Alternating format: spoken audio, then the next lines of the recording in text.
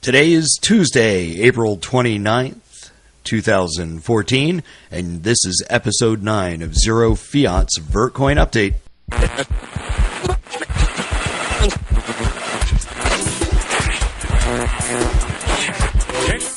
Well, it's about time you got here. Let us therefore brace ourselves to our duty. Are you listening to me? Oh, it's down there somewhere. Let me take another look. Greed, for lack of a better word, is good. Today, there is a lack of confidence in our financial system. But we're not going to solve it with business as usual. There is no try.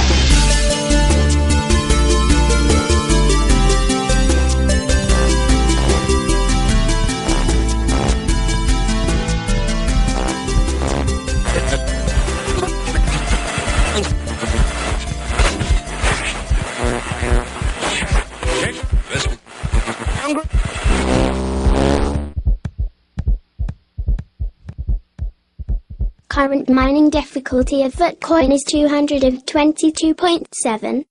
Total market cap is $3,329,751, and Vertcoin is trading at 1.9 millibits. The price of Bitcoin is 45 millibits per US dollar, making the price of Vertcoin 86 cents. Hello and thanks for tuning in. I'm Jay Steckervetz, also known as Zero Fiat. We've got a great podcast in store for you today. Ryan Kinder joins us to talk about his merchant reviews that he's been posting on Reddit, and also the developers answer some of your questions about the upcoming Monocle coin. In the news, CoinPayments.net has actually added Vertcoin to their ever-growing list of cryptocurrencies that they accept for payments. So if you're a merchant or you know someone who is that would like to add Vertcoin to their list of accepted payments, CoinPayments.net is currently one of the places that you can go. Monocle is going to be released this Friday. Monocle is the new merged mining script and initiative by the Vertcoin team. It's going to launch on May 2nd. That's at 2 p.m. Eastern Time. And like I said, we're going to do a quick Q&A later on here in the show. David Seaman, podcaster of the David Seaman Hour, has created a new What is Vertcoin video. It's longer and it goes into a little bit more detail than the previously released video by the development team. The animation's great and it's very informative. It's currently going viral. Please spread it as much as you can. You can find that at vimeo.com/93022 009. There's a new tailored search engine over at vertcoinsearch.com that returns Vertcoin related information through Google. It's a great way to search for all things Vertcoin. As a matter of fact, this morning I was using it to help narrow down my search as I play around getting my second GPU to work here in this mining rig. Need to get all that done prior to Monocle's launch on Friday. Coming up next, Ryan Kinder joins us. Don't go anywhere. We'll be right back. This program is brought to you by illicitunderground.org. So I'm talking with Ryan Kinder. Ryan, for those of you that are on Reddit, you may have seen some of his merchant reviews that he posts online. Ryan, how you doing? I'm doing as well as I possibly can. How about yourself? Doing great. It's actually a really nice day here, so I should be outside doing yard work, but instead I'm sitting here in front of a computer. Unfortunately, here it's freezing. It was this morning. It was. I actually had frost on my windshield this morning. I was really surprised by that. So I wanted to talk to you about what you've been doing on Reddit. You've been posting some great reviews. How many sites have you actually reviewed? I've reviewed, I think, 6 so far, and I'm currently waiting for products from a few other sites, Pex Peppers being one, because he was on a Bitcoin forum talking about how successful his business became when he started accepting Bitcoin. And then some other people said, hey, can you start accepting Vertcoin? And he immediately allowed Vertcoin to be accepted on his site. Oh, excellent, excellent. So how did you get involved in Vertcoin? Well, I first got involved with Vertcoin when I was I was in the Bitcoin subreddit, and I saw somebody talking about Vertcoin, and they said, well, I think it's going to rise up real soon. You should keep a close eye on it. And so I went on to, I saw the Vertcoin subreddit, which still had less than 1,000 subscribers at the time. And then I saw that somebody else had created a Vert Market forum subreddit. And I went there and I bid for some, well, I didn't bid. I just put a post on there and stated that I would like to buy $10 worth of Vertcoins, and somebody gave me about 20 Vertcoins, and then that following weekend the price just rose and rose and rose and rose and rose, and I was very pleased that I was able to get something that was now worth quite a few bucks. Right. Well, yeah, when you get in early, I know I kind of did the opposite, where I should always know better than to ever buy anything as soon as it gets listed on Cryptsy. But, of course, I sunk more money in than I had to in order to have the holdings of Vertcoin that I do now. So hopefully someday it'll go back up and it'll be worth a lot more for me. Well, I can't imagine how depressing it is for the people who, say, bought in when it was at $9 a Vertcoin and then saw it shoot down. I'm not quite there, but I think someday in the future we'll be much more beyond that. So. Oh yeah, I definitely think it's just a sort of wait and see game. It's going to be like a few months down the road, especially with the introduction of Monocle Coin. I think that the price is going to keep on rising. Yeah, Monocle's actually going to be a very interesting little project, and that's actually getting released. It'll be 2 o'clock Eastern time this coming Friday, May 2nd. And if I'm correct, I believe it's even more limited in the amount of coins than Vertcoin. Yeah, it's 10%. It's 8.4 million. I'm actually planning on talking a little bit more about this after this interview. But anyway, so tell me what was the first merchant that you bought something from with your Vertcoin? Okay, the first merchant review I did was with somebody that did accept Vertcoin, but it was going to be way too expensive to buy with Vertcoin, so I wound up using Bitcoin. So I cheated a little bit, and that was actually Crypto Sex Toys. Crypto Sex Toys. Now, what kind of things does Crypto Sex Toys actually sell? Well, you could say that they sell things that go vertical. Okay. but they also sell other such stuff like different massage oils, and I went with something that was fairly basic, like a massage oil, and because it was sort of the cheapest thing on the site. And then once it came to me, I factored out how much it would have cost with Vertcoins by switching it to Vertcoins, and then I did a comparison with a regular store and with the same exact product in regular U.S. currency, and their markup was, I have to say, very extreme. I was not a fan with how much extra they seemed to charge.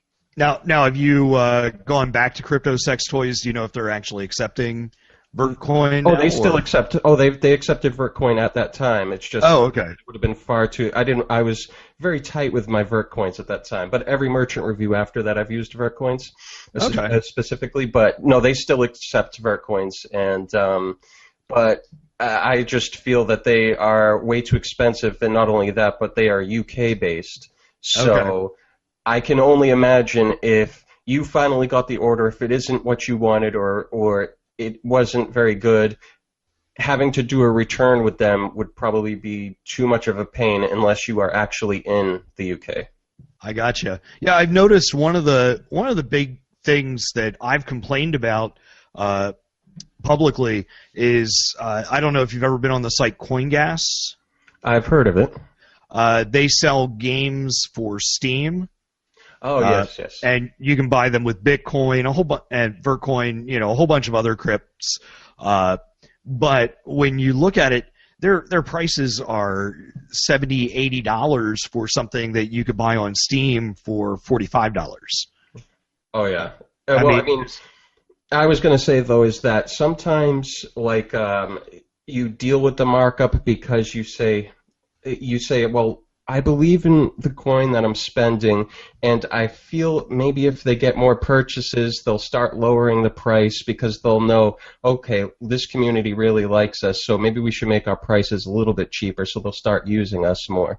I think that some shops feel that they need to overcharge because they feel they won't get much business from those coins.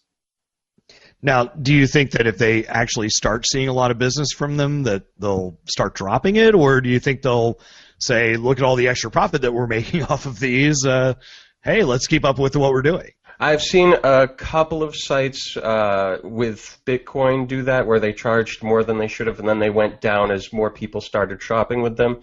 I mean, it isn't a guarantee. Some people just are unseemly, and they will just keep on overcharging as long as they're getting orders.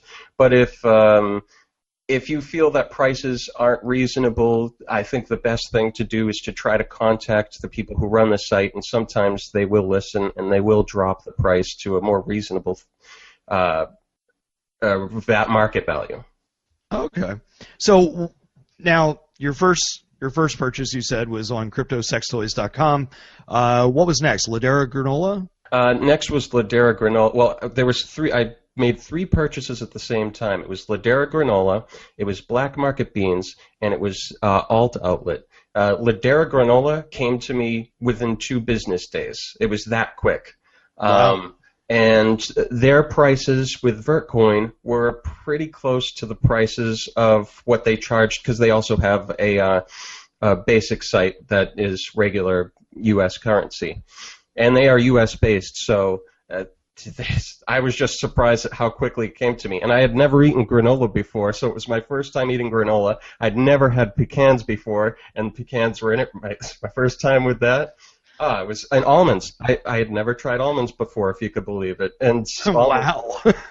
But it was delicious. It smelled like cinnamon toast. It was awesome, and I would definitely do business with them again. And, cool. Oh, sorry. I don't want to talk too much. Oh, no. That's what you're actually here for. I mean. Oh, excellent. I've been off you. I've been really curious about Ladera granola. The other one was, I think probably the very first merchant that I ever saw was the black market beans. Oh, yeah, and black market beans, I had, and this is another thing, I'm a very fussy person, and only recently have I started to branch out a little from my childhood, and the first cup of coffee I've ever had in my life were from the black market beans. Oh, if you could believe that. I'm super picky about my coffee, so I've been really hesitant to buy from there. But you know, how was the coffee? Well, since then, I've had coffee every day since then, and not just from there, but from Starbucks and a few other places. And I would have to say that the coffee from there was quite excellent. But I think the only downside with buying coffee from black market beans is the fact that they make different blends every month. But at least it's hand roasted by this one guy who seems extremely passionate about coffee, and he's extremely passionate about Reddit too, because he posted all these pictures of the process of building his own roasting house. So I mean, it's a personal touch, and it's a personal blend, and it's different every month because they also have a coffee of the month club where they brew 3 different types of coffee. I wish that you got a chance to select between the 3 different coffees they have that month, but it's sort of like a grab bag. But once again, he was fairly fast shipping too, but what I did not know until afterwards, because I didn't fully read the store, was that he brews once a month, and he only sends it out at the very end of the month. So if you order at the beginning of the month, you're going to be set waiting until the end of the month. So a little bit of turnaround time on there. And, I mean, that's kind of understandable when you get into artisan products. You know, it's not really worthwhile for them to fire up a roaster and, just for a very small batch. And I guess as volume picks up, hopefully they'll be roasting more often and, be able to ship out multiple times in a month. Oh yeah, I mean, I was lucky that I ordered towards the end of the month so that I got it so quickly. But then they're specialized, so it's amazing that they're able to send it out, and it was in good quality, good shipping. But Alt Outlet is the one that out of all the stores that I reviewed thus far is the one that I've been disappointed in the most because it took them a month to ship out my item. Okay, so Alt Outlet. What kind of storefront are they?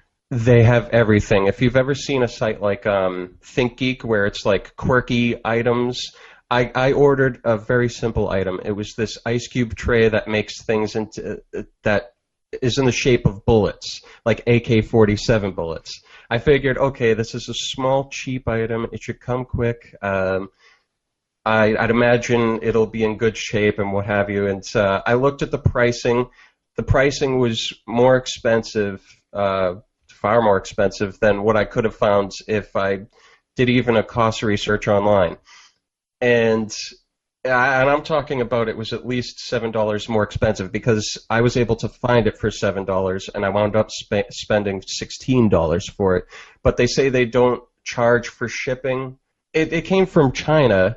It was straight from China, but I don't think the person that runs it is actually in China. He said, but at least writing these merchant reviews, and this is what I always tell people, you should always talk to the merchants, send the merchants comments, because then they can talk to you and see if they can do anything about it. He says that he's working on the shipping time because he doesn't like the fact that it takes people a month to get their item. And he's going to try to work on pricing. But I don't know how successful he'll be at that, seeing as how, like I said, he doesn't charge for shipping from China. He's going to eventually have to start charging for shipping from China. Maybe it'll probably be cheaper that way. I don't know. Yeah, it's really tough with the whole drop shipping market. Sometimes those prices are just included in with what he has, and then you're relying on someone else to actually do all the legwork for you, but you're trying to guarantee that things will be there at a certain amount of time, and it's just it can be difficult to set up a shop that way. Indeed, but I mean, I would give them a second look if their prices start coming at least towards market prices a little bit. You can't be charging an 80 to 100% markup. Oh, definitely not. So next, then you wrote a review for POC.io. Yes, POC.io, and since then I have used them 8 times. Okay, now they're a UK-based company, right? Correct, and I'm in the US, and everybody thought that there would be nothing that somebody from the US could use, but as it turns out, there's Starbucks accepts cards internationally, so I ordered a Starbucks card from there, and it took them 5 hours to send me the code. And I found out after I did the review, the gentleman, or I'm assuming it's a gentleman who runs the site, said in response to my review that they're actually they have to hand approve each transaction. Okay. And so he said he's working on a system where the transactions won't need to be hand approved. So that should be in the future. And he also said that he's working on getting cards for U.S. companies. Oh, well, that's really nice. Can you recharge a Starbucks card through them? Yes, you can. Well, I mean, you don't recharge a card from them. You buy a new gift card, and if you have the Starbucks app, well, you just have one primary card on your Starbucks app, and then on the Starbucks website, you register that Starbucks card, and then it gives you the option to transfer any future gift cards you get onto that primary Starbucks card.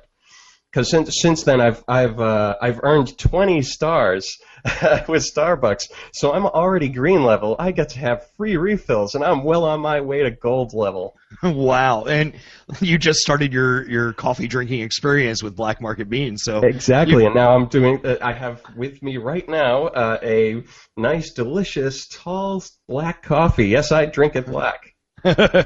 Yeah, well, it's definitely addictive. we have a Dunkin' Donuts right by us, and every single morning, I've got to stop in there for a coffee and a bagel. My wife is actually Canadian, so she loves Tim Hortons is the company that she loves. That's for those of you here in the U.S. Who are as clueless as I am. Tim Hortons isn't just a company that advertises at NHL games. It's an actual shop, much like Dunkin' Donuts. Although I have to say I like their coffee and their tea a lot better. See, I really want you to try black market beans just so I could get a review from a real coffee connoisseur, somebody who's been doing it all this time. Me, I'm just trying this Starbucks blend, and I'm drinking it, and then it's like, it feels like a party in my mouth, and everyone's coming. So POC.io, is there anything else U.S. based that they have on there? I personally haven't checked out the site, so. I checked out each and every one of the stores. They do have some stores on there that are as well U.S. based, but most of them, all of them, except for Starbucks, they won't accept the cards internationally. And I did check one by one, hoping that I would find something else that would be fun to purchase. Well, hopefully they'll get something more U.S. based. So that was your fifth review. What was your latest? That was my latest. My next. That was your latest? Yeah, that was my latest. My next review is going to be of Pex Peppers. I ordered from them this sort of like a hot pepper salt, I guess it's called. Okay. And I'm very optimistic, but one thing, it's like it was $5 for the salt shaker type thing, and $5 shipping. So the fact that the shipping was going to be a little bit more expensive than the actual item itself is a little disconcerting. But I'm willing to pay for something, especially if it gets here fast. If the $5 shipping means that it's going to be here within like 3 or 4 business days, then I won't mind as much because I can understand that. Yeah, as someone who actually with my own business, I ship things out quite a bit. I tend to use the postal service, first class or priority mail, the pre-made boxes. I just get them dropped off at the house, and I'll do my shipping as I'm watching TV or something, get everything ready for the following morning, and then take it out. But a lot of times it's not always the most competitive way to do it. I think for the average thing I ship out is about $5.45, but it can go all the way up to $12 just for a simple knife. Yeah, and I think that's the one thing when you were saying about competitiveness. It's like all these different companies, they're competing against Amazon, which is able to do stuff like free shipping if you're Amazon Prime, or extremely dirt cheap shipping, or and soon in the future shipping via drone. Yeah, that's true. I've heard quite a bit about that and some speculation. I think they actually came out saying that you will not be getting a pizza delivered by drone anytime soon. Well, I don't believe them. I dare to dream. So you're expecting a new shipment of something else that you'll be reviewing, and I guess you'll be posting that. You post everything on Reddit directly? I post everything on Reddit directly, and sometimes the Vertcoin Facebook site they'll link to the Reddit post itself. But no, that's pretty much what I do. Excellent, man. So where would you like to see? I know you said you'd like to see some more competitive pricing going on with merchants. My biggest thing is just it does seem like there can be an awful lot of price gouging, especially when it's not for an artisan item such as black market beans or Ladera granola.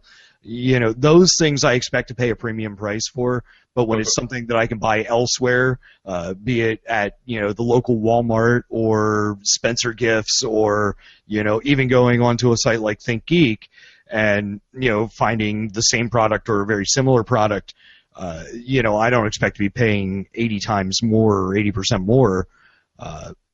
What sort of future implementations would you like to see as far as merchants go in accepting crypto? Well, I think a lot of stores have it right. They have competitive pricing. They don't force you to make an account, and I think that's one of the key items there is that a lot of people are actually into cryptocurrencies because they like a sort of anonymity to their purchasing. And some sites do force you to sign up for an account, and they should try to avoid that. It should just be optional to make an account. Myself personally, I like making an account because I like being able to look at past orders.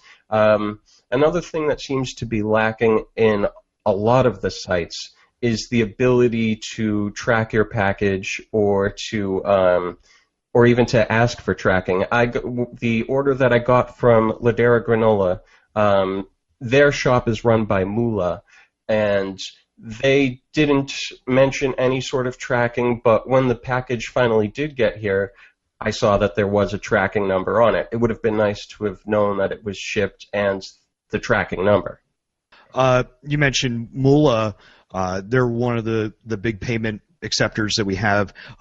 Just this past week, coinpayments.net started accepting Vertcoin. Mm-hmm. So I imagine we're going to start seeing a lot more merchants popping up. Oh yeah, definitely. And I think like Moolah, for what it's worth, they have it's easy to open a store with them. I opened up one just so that I could sell an ebook I just published on Amazon, so that I could just send out the Mobi and EPUB files, and it was really easy. It took me a minute to set up, and then they just email you the second you have a sale, and I have the alert on my phone, and I'm able to just send out the file right away. So it was, I really enjoyed working with them. I want to see what Coin Payments, what their shops are like too. So with Moolah, from an actual merchant's perspective, now can you take anything? Can you split how you're actually receiving money? Can you take it just straight in, say, Vertcoin, or could you do a 50-50 mix? From what I saw there, you just, whatever the person pays with is what currency you get it in.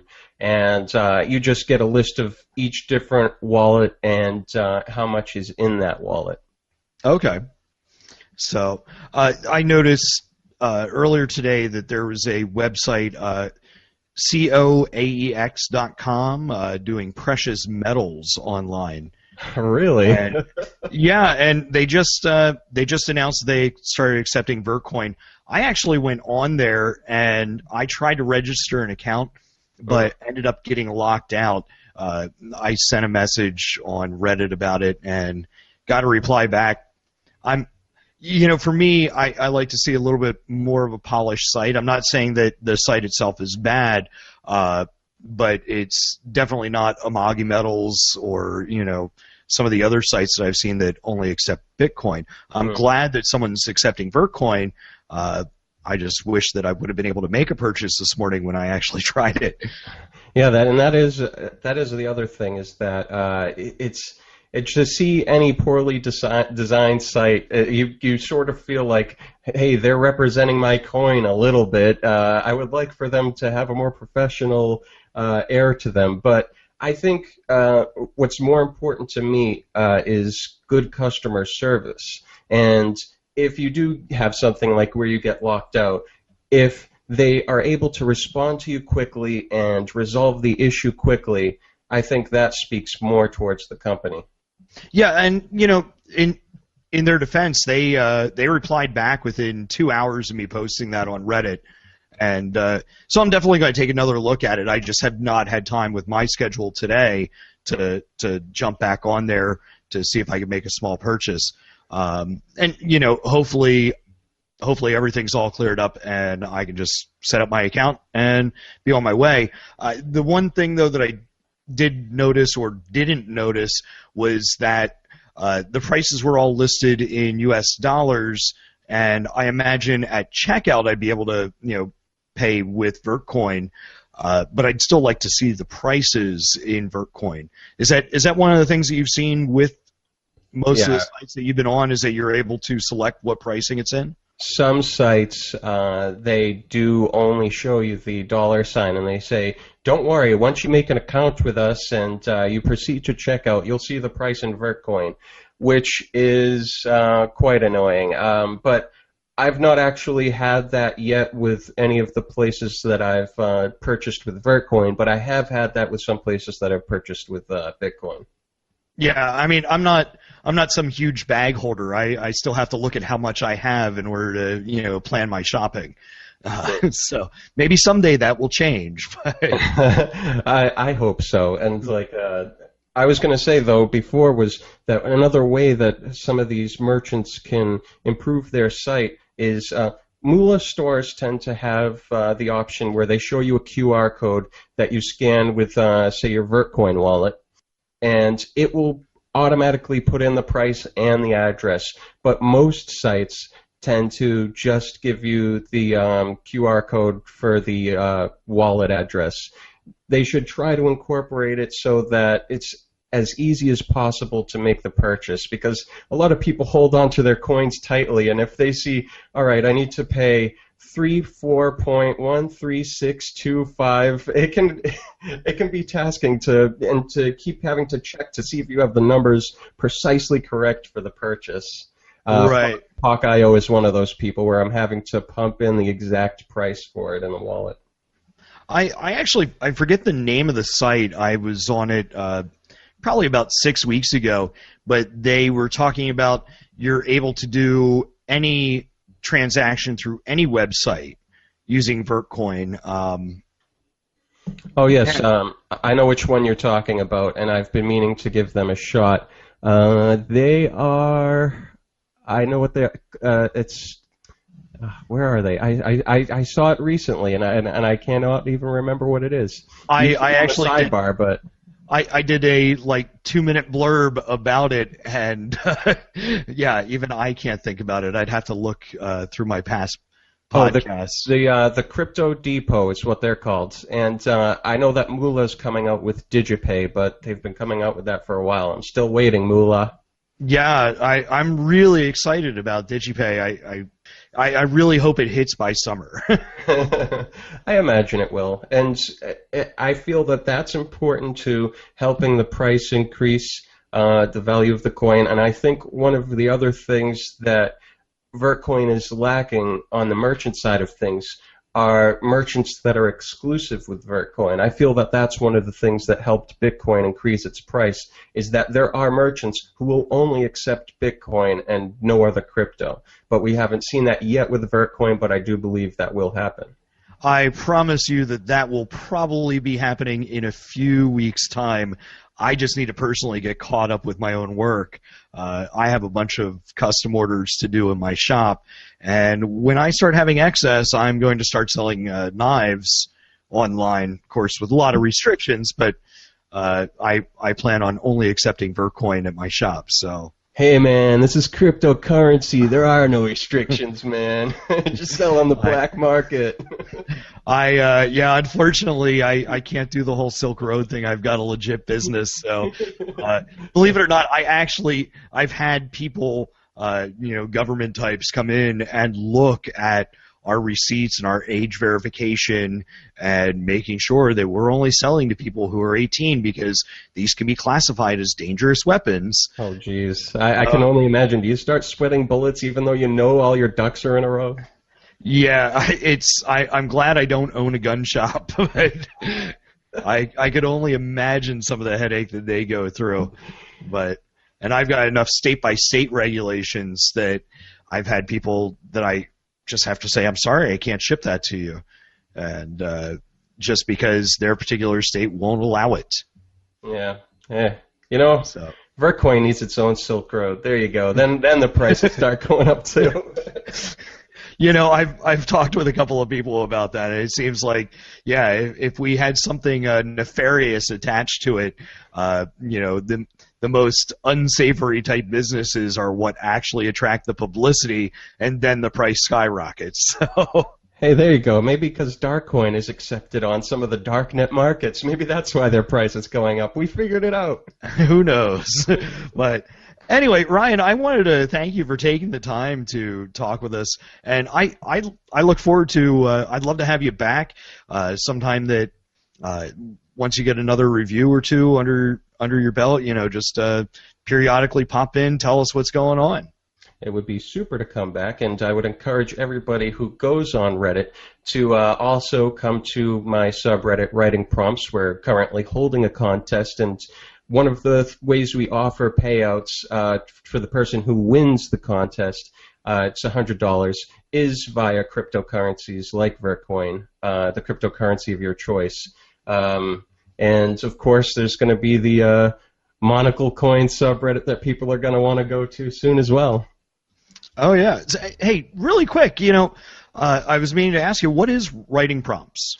Writing Prompts is a subreddit where it's sort of a writer's group, and we just post different ideas or little stories. Like, for example, you wake up and you're drenched in salty seawater, and then you can just write a story based off that. It's basically just prompting people to write, and we're closing in on 75,000 subscribers, and we average over 2 million views a month. So if you really want people to read something that you've written, then you go there, you write something based on a prompt, you can post it, and people will read what you write, and you can ask for critiques to help improve yourself as well.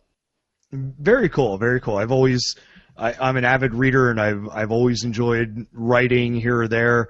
Whenever I find the time, I keep on saying one of these days I'm just going to take an entire winter off and write my great novel, but I never seem to have the time to take off. So it's like I still have not written that great American novel as well, but I am currently working on it, and I've released at least a book of 1,000 writing prompts, and as I said, I sell it for Vertcoin with the Moolah store, and that's been fun. And I also sell it on the Kindle store, and it's interesting to see the statistics that they give to you on the Kindle store. But I think that's also another thing Moolah could improve with merchants, is being able to see maybe graphs of which days you've gotten sales and how many sales you've gotten on that day, so that you could know, okay, well, my busy days are like, say, Wednesdays, Thursdays, and Fridays, so maybe I should do sales on Mondays or Tuesdays. And that's the other thing that I never see with many merchants is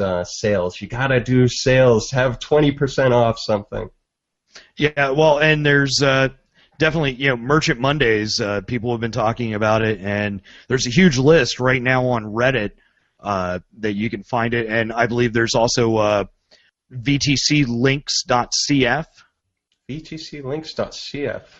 Yeah, it's basically it's a whole list of just about everything that's listed for the Merchant Mondays, all sites that accept Vertcoin, and I believe they even plug some of your reviews. Oh, excellent. As well they should. They're quite well written. So you should really check that out, Ryan. I am. It's loading right as we speak. Excellent. Anything to stroke my ego. Anyway, again, for the last time, I wanted to say thank you again for being here, and we'll have you on quickly. Excellent. I look forward to the future. Up, and vertical. All right. We'll talk to you later, Ryan. Talk to you later. Have your 5, 10, or 15-second spot played here. For more information, contact us at our address given at the end of the show. Earlier this week, I asked for users to post questions about Monocle, and I, in turn, took those questions and passed them off to Paul Bradley. He was unable to meet us to record a live segment of the answers, but he wrote them down, and I will do my best to deliver them to you. How will Monocle address, or the Monocle address, be tied to the Vertcoin address?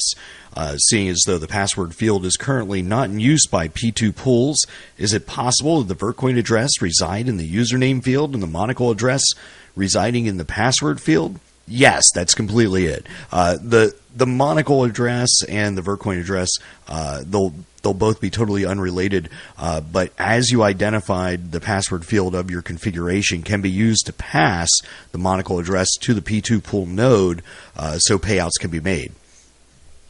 Will Monocle bring any new features to the table? I understand that it can be used as a test bed for future script-end coins, but is it a test bed for new features that can be implemented in Vertcoin in the future too? Initially, the main differences between Vertcoin and Monocle are that Monocle will be acting as a testbed from launch for things such as BRNDF, the difficulty adjustment algorithm, the fees structure, and the block reward decrease function. None of these will necessarily ever make their way into Vertcoin, and if they do, it would likely be in a modified form anyway. But those are the big differences currently, right now, at the beginning. How did the name come about? Is there any particular meaning to the name Monocle? Monocle is merged mining. So the dev team wanted something that started with an M. The team also wanted a name that conveyed its partial purpose of being a way to get data and examine the effect of some of those changes. So it ended up as Monocle because it's a way to get a close look at those changes on a real high hash rate network. Next question. I assume that for miners who are mining on the P2 pools, we'll need a Monocle wallet address. How will this address be added to our config files? Again, it'll be really simple. If you're, say, running vertminer.exe, you'd go ahead, put in your node address port, your -u, your Vertcoin address, -p, your Monocle address, and then whatever the rest of your settings are. Will it be possible to mine Monocle on all three P2 pools? Yes, if a P2 pool node operator wishes to add Monocle, it doesn't matter which network their node is on, they can still add Monocle. If I run a P2 pool node on my own local network, how do I add Monocle support? It's relatively easy. If you already run a node, then adding Monocle is going to be really simple. You'll run the Monocle daemon alongside the Vertcoin daemon and start P2 pool with your usual options, plus you're going to add a merged option, and I'm sure you'll be able to find the details on setting that up either on Reddit or one of the forums very, very shortly. Will all merged mineable coins be restricted to script N only? Yeah, merged mine on the Vertcoin chain, it has to use the same proof of work as Vertcoin. So the hashes the miner is trying can potentially solve a block on both chains. How will this affect a Vertcoin holder and consumer as opposed to the miner, and what kind of implications does this have on Vertcoin's future? It's excellent for Vertcoin's future in one particular sense, which is that if we see Monocle clones popping up, there will be a win-win symbiotic relationship between those coins and Vertcoin. The new coin is going to automatically get the hash rate and network security, and miners will not have to take such a risk in terms of lost opportunity caused by mining a new speculative coin, since they'll be simultaneously mining Vertcoin already. Those miners will be adding to the network security and hash rate of Vertcoin in exchange. We're big believers that a blockchain will end up with as much money invested in it as it has hash rate dedicated to protecting it. So rather than being competing for hash rate, new Monocle clones will be augmenting the Vertcoin hash rate itself. So thank you very much to everyone that sent in your questions: BenGX, 514 Seneca, Caracid, Laxfish, Blue Knight 02, and the rest of you. Well, this is bringing this episode of Zero Fiat's Vertcoin Update closer to a close. Remember that this coming Friday is the launch of Monocle at 2 p.m. Eastern Time for those of you that reside stateside. I'd also like to let my listeners know that I've signed up for a year's account of pro hosting through SoundCloud. I think all the services that I currently distribute the podcast through, that SoundCloud offers some of the most features for dollars spent. So I look forward to providing that to you, the listener. I'd also like to thank Ryan Kinder for joining us. Thanks to Paul Bradley and the rest of the development team for answering your questions. And thank you to Bushido for making all of this possible. Be sure to tune in next week for something completely different. If you have questions, comments, or concerns, please drop me a line at illicit@gmail.com. That's ILLICIT and the letter U. You can find the show at a variety of places like illicitunderground.org, iTunes, SoundCloud, Stitcher, and YouTube. But you can help spread the word by downloading and sharing anywhere that I've missed. As always, this podcast is funded by your generous donations. If you like this week's episode, you can find my tipping address in the show notes. Remember to take everything you hear on this podcast with a large grain of salt. I'm not giving investment advice, and it's always best to think for yourself. I look forward to our next installment, and until then, go out and buy some Vertcoin. Why don't you try spending it, too?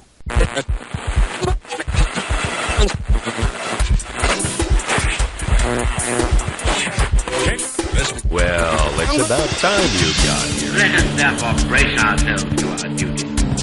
Are you listening to me? Oh, it's down there somewhere. Let me take another look. Greed, for lack of a better word, is good. Today, there is a lack of confidence in our financial system. But we're not going to solve it with business as usual. There is no try. There is no try.